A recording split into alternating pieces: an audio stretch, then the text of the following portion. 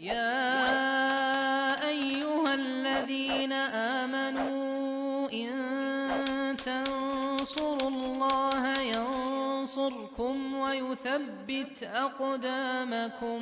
Zikir-zikir yang bisa menghapuskan dosa gitu ya. Aha.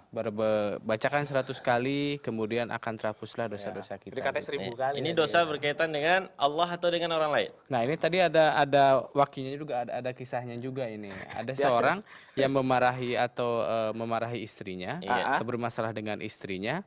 Setelah itu suaminya langsung berzikir gitu agar menghapuskan dosa gitu. Habis marah-marah Ada istri penjelasan tadi marah dalam hal apa gitu. tadi. Oh, enggak dijelasin. Istrinya bersalah itu apa ya. tidak, ditegur gitu kan, atau memang datang pulang dari kerja ya kan sampai di rumah ditendang istrinya atau gimana? Ada ini enggak ada? Nggak ada ya. Enggak ada. penjelasan ya. Iya, berarti butuh diperinci lagi pertanyaannya, ya kan? Mengenai zikir, ya kan. Ini sebuah amalan saleh, ya kan? Sebuah kebaikan. Ya. Sebagaimana yang diketahui bahwa al-hasanat tamhu as-sayyi'at. Itu kebaikan akan menghapus keburukan-keburukan. Selagi keburukan tersebut bukan keburukan, bukan dosa-dosa besar. Ya. Maka dikatakan al-hasanat tamhu as-sayyi'at.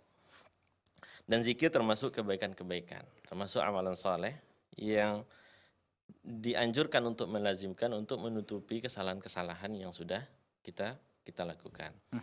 Dan ada mengenai kisah suami pulang istri marah-marah, ya dilihat dulu siapa yang salah gitu.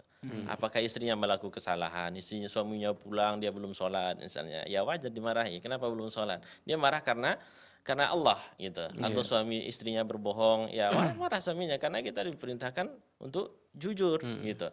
Dilihat dulu kemarahan suami tadi, ya.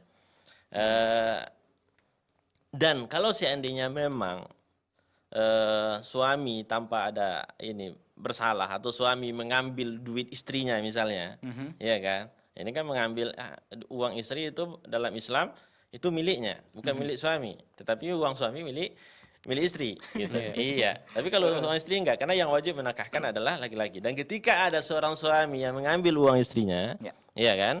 Dan dia ingin bertobat, maka enggak cukup dengan zikir saja, karena ada hak orang lain yang diambil. Ya, ini sama dengan taubat, ya kan? Taubat itu mempunyai syarat, yaitu ketika kita melakukan kesalahan dan ketika kembali ingin kembali kepada jalan yang benar, sadar kita, maka ada syarat yang harus kita tempuh. Yang pertama nadam, kita menyesal mengambil hak orang lain tersebut, walaupun itu hak punya istri kita.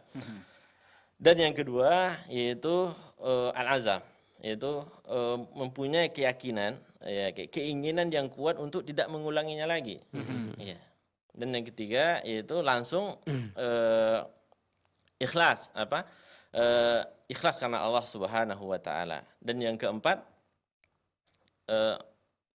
yaitu mencari ridho hak yang diambil tadi.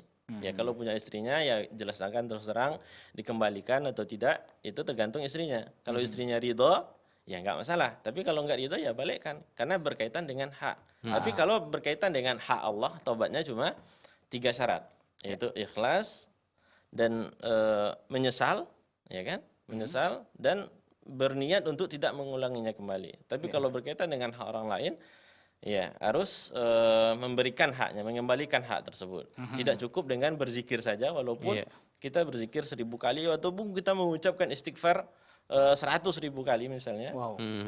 Ya, tetapi ada hak orang lain yang belum kita bayarkan. Ya kita harus minta maaf terlebih dahulu, mengembalikan haknya. Kalau dia ridha, alhamdulillah. Kalau tidak ya kita pulangkan.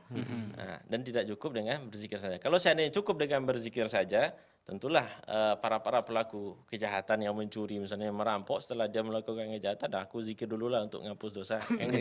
Ya, tidak bisa seperti itu karena ada hak orang lain yang butuh untuk dibayarkan. Jadi begitu. Allah taala.